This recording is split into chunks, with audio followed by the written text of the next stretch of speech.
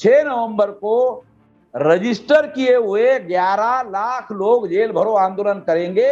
उसकी मुख्य मांग होगी कि आरएसएस पर प्रतिबंध लगाया जाए।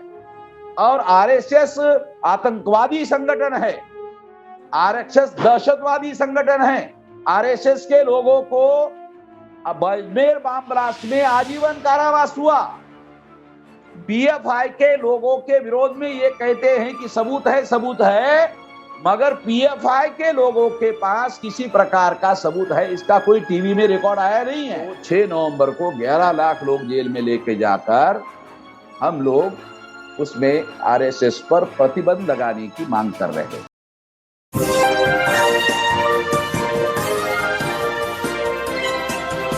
कि जिस तरीके से आरएसएस को लेकर के इतना बड़ा आंदोलन भारत मुक्ति मोर्चा की तरफ से छेड़ा गया है, गिरफ्तारियां दिखाई गई कि कई हजार कार्यकर्ता जो हैं उन्हें गिरफ्तार कर लिया गया। आपकी गिरफ्तारी दिखाने की कोशिश की गई ताकि जो आगे आरएसएस के खिलाफ प्रोटेस्ट होने वाले हैं उसमें कहीं ना कहीं रुकावटें आए। क्या वो प्रोग्राम इसके बाद रुकने वाले हैं या और तेजी से आगे बढ़ेंगे? क्योंकि 6 नवंबर का जो बड़ा ऐलान हमने ये ऐलान किया है कि सुप्रीम कोर्ट का ऑर्डर आने के बाद आरएसएस के हेडक्वार्टर पर हम दोबारा मोर्चा लेकर जाएंगे, क्योंकि वहां के हाईकोर्ट का जो निर्णय था वो मैं नहीं मानता हूं वो संवैधानिक है। वो गुमराह करके या दबाव डाल करके लिया हुआ निर्णय है, ऐसा मेरा मानना है। और मैं ऐलानिया पब्लिकली बोल रहा हूं, क्योंकि हाईकोर्ट को सुप्रीम कोर्ट के गाइडलाइन में फैसला देना था। तो हाईकोर्ट ने सुप्रीम कोर्ट के गाइडलाइन में फैसला देने का सोचा था, मगर उन लोगों ने दबाव डालकर या गुमराह करके हाईकोर्ट की दिशा बदलने की कोशिश की। इसके बारे में मामला सुप्रीम कोर्ट में है। अगर सुप्रीम कोर्ट मुझे आंदोलन करने की इजाजत देती है तो मैं दोबारा मोर्चा लेकर जाऊंगा, एक बात। दूसरी बात, अभी मैंने कुछ दिन के लिए वो मोर्चा स्थगित किया है जब तक सुप्रीम कोर्ट निर्णय नहीं देगा जी।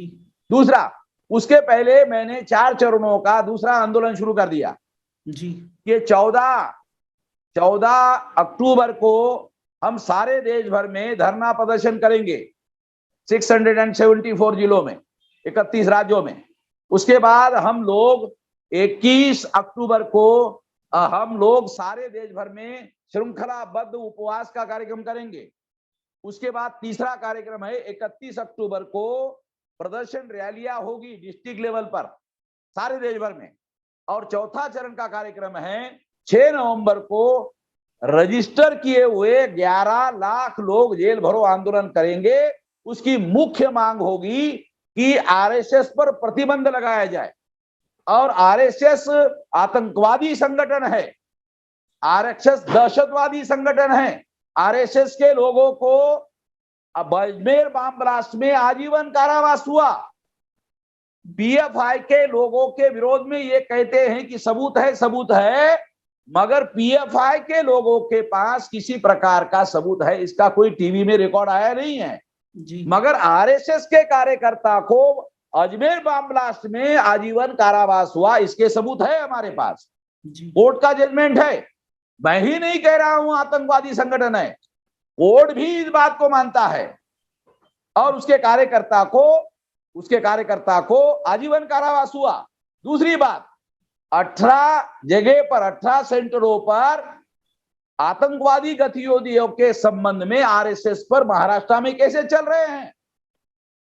उसमें एक केस आरएसएस पर देशद्रोह का मुकदमा भी है जी।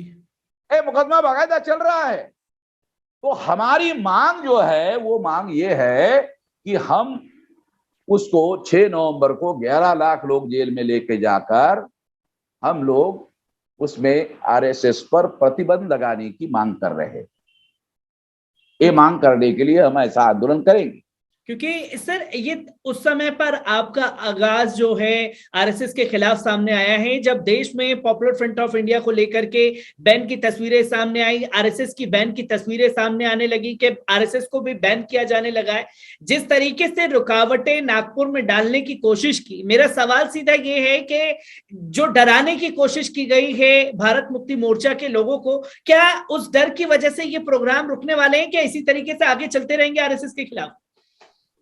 हम लोग किसी भी हालत में आरएसएस के लोगों को डरने वाले नहीं है, बल्कि आरएसएस के लोग इतने ज्यादा डरे हुए हैं कि उन्होंने वहां स्टेट की पुलिस 150 रखी हुई थी सुरक्षा के लिए आरएसएस के हेडक्वार्टर को। तो उन्होंने सेंट्रल गवर्नमेंट को कहा कि इसमें तो वामन मेश्राम के लोग हो सकते हैं, ये सुरक्षा नहीं कर सकते, इसलिए सेंट्रल गवर्नमेंट की सुरक्षा दिया जाए। तो सेंट्रल गवर्नमेंट ने उनको सीआईएसएफ की सुरक्षा दी। आरएसएस खुद ही सरकार चला रही है, तो उनको किसी को लिखने की क्या जरूरत है, वो तो खुद ही सरकार चला रही है जी। तो उन्होंने सीआईएसएफ की सुरक्षा दी। सीआईएसएफ की सुरक्षा के बाद जब 6 तारीख को हमारा विशाल आंदोलन हुआ, तो उन्होंने कहा कि ये 150 लोगों से तो कुछ होने वाला नहीं है, इसलिए 70 कमांडो उन्होंने मांग किया। 70 कमांडो भी रखे हुए हैं। तो हम लोग डरे हुए नहीं मान्यवर, वो लोग डरे हुए हैं जी। मैं आपको बताना चाहता हूं, हम लोग डरे हुए नहीं है, वो लोग डरे हुए हैं, और ना हम डरने वाले हैं। हमारे पुरखों ने भीमा कोरेगांव में 28,000 पेशवा ब्राह्मणों को 500 लोगों ने मारा था। हमारा तो इतिहास है, रिकॉर्ड है हमारे पुरखों का जी। उन्हीं लोगों का खून है हमारे अंदर, हम डरने वाले नहीं हैं जी। क्योंकि नागपुर आरएसएस का हेडक्वार्टर जरूर है, मगर वो हेडक्वार्टर के चारों दिशाओं में मेरे जाति बिरादरी के 10-20 लाख रोज रहते हैं जी। हाँ, तो हम लोग डरने वाले नहीं है। क्योंकि सर अब ये तस्वीर देखने को मिली है कि मोहन भागवत जी, जिनके बारे में हमारा गोदी मीडिया ये कहता था कि आरएसएस डरता नहीं है, एक बयान सामने आया है जाति को लेकर के आपके उस प्रोटेस्ट के बाद में। तो क्या ये साफ तौर पर समझा जाए कि उस प्रोग्राम का, आपके प्रोटेस्ट का असर इतना हुआ है कि जो जाति पर बात नहीं किया करते थे मोहन भागवत, अब जाति पर बयान देने लगे हैं? वर्ण और जाति के बारे में उन्होंने जो बयान दिया वो बहुत बड़ा परिवर्तनकारी बयान है, ऐसा मैं नहीं मानता हूं। मगर हमारे लोगों का, schedule caste, schedule tribe, backward class, इन लोगों का गुस्सा शांत करने के लिए उन्होंने ये बयान दिया जी। हमारा गुस्सा इसके विरोध में है, ये जानकर उन्होंने केवल बयान दिया ये शांत करने के लिए। मगर हमारे लोग प्रशिक्षित है, गुमराह होने वाले नहीं है जी। हमारा आंदोलन इस तरह के जो बयान है, बयान से हम संतुष्ट होने वाले नहीं है, मगर ये बयान जरूर हमारे दबाव की वजह से दिया गया है जी। क्योंकि ये हमारे दबाव का नतीजा है जी।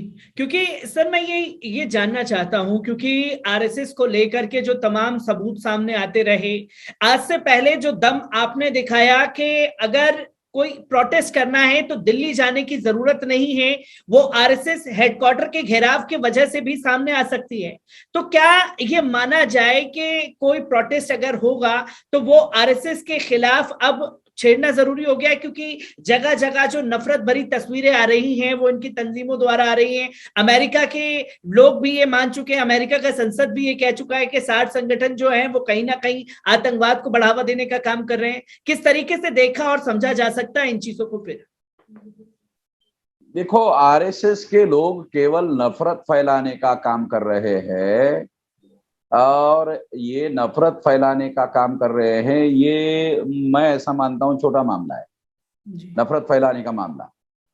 ये नफरत फैलाने का मामला ये इन लोगों का मुसलमानों के खिलाफ या माइनॉरिटी के खिलाफ है जी, नफरत फैलाने का। मगर उसका असली वजह ये मुस्लिम विरोध या और क्रिश्चियन विरोध का मामला नहीं है। असली बात है एससी एसटी ओबीसी के लोगों को मुसलमानों के विरोध में भड़काना, उनके अंदर जाके नफरत फैलाना, और उनका जो 74.5% लोग है संख्या में, उनका मुसलमानों के विरोध में इस्तेमाल करना, गुमराह करके, ये असली एजेंडा है। अब उन्हीं लोगों ने आरएसएस के हेडक्वार्टर पर मोर्चा निकाला, तो अब गुमराह करना मुश्किल हो जाएगा। असली बात समझना जरूरी है। असली बात मुस्लिम विरोध नहीं है, असली बात एससी एसटी ओबीसी के लोगों को गुमराह करके मुसलमानों के विरोध में इस्तेमाल करना है और इनकी किसी भी सामाजिक, आर्थिक, राजनीतिक, धार्मिक समस्याओं का समाधान नहीं करना है। इनका केवल मुसलमानों के विरोध में इस्तेमाल करना है, क्रिश्चियनों के विरोध में इस्तेमाल करना है। मैंने इस इस्तेमाल को रोक लगाया भारत में जी। अब मुसलमानों और क्रिश्चियनों के विरोध में एससी एसटी ओबीसी का इस्तेमाल जो है आने वाले 10 साल में 100% बंद कर दूंगा जी। क्यों? क्योंकि मैं इन लोगों को जगा रहा हूं अपने हक अधिकार के लिए कि संविधान ने हमें अधिकार दिया है। ये लोग केवल हिंदू मुसलमान, हिंदू मुसलमान, हिंदू मुसलमान, इस तरह का मामला खड़ा करके ये लोग हमारी समस्याएं समाधान ना हो इसके लिए दबाने की कोशिश कर रहे हैं। मैं ऐसा मानता हूं कि हिंदू मुसलमान के मुद्दे पर ही 14 अगस्त 47 को भारत का विभाजन हुआ। आज दोबारा इस देश को विभाजन के हालात में पहुंचाने के लिए आरएसएस के लोग जिम्मेदार है। देश के अगर कहीं दोबारा टुकड़े हुए तो आरएसएस के लोग जिम्मेदार रहेंगे जी। सर, मैं एक आखिरी सवाल आपसे लेना चाहता हूं, क्योंकि जो दम आपने दिखाया है आरएसएस को लेकर के, उससे पहले ना कोई राजनीतिक पार्टी सामने आई, ना कोई और तंजीम सामने आई कि इसे रोका जा सके। आरएसएस पर बैन लगाना क्यों जरूरी है और किस तरीके से आप इस चीज को देख रहे हैं? और इससे पहले 3 बार बैन लगा और फिर वो वापसी ले लिया गया, किस तरीके से देखें और समझे इसे?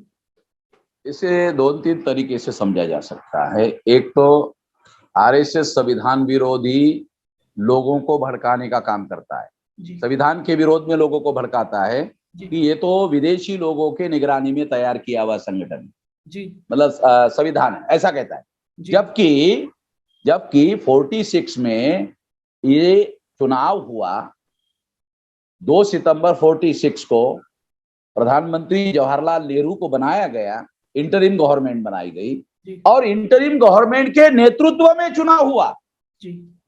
और संविधान सभा का चुनाव में चुनाव हुआ जी। और चुनाव होने के बाद चुने हुए प्रतिनिधियों ने संविधान लिखा। ये बात आरएसएस के लोग भारत के लोगों को बताते नहीं है, गुमराह करते हैं।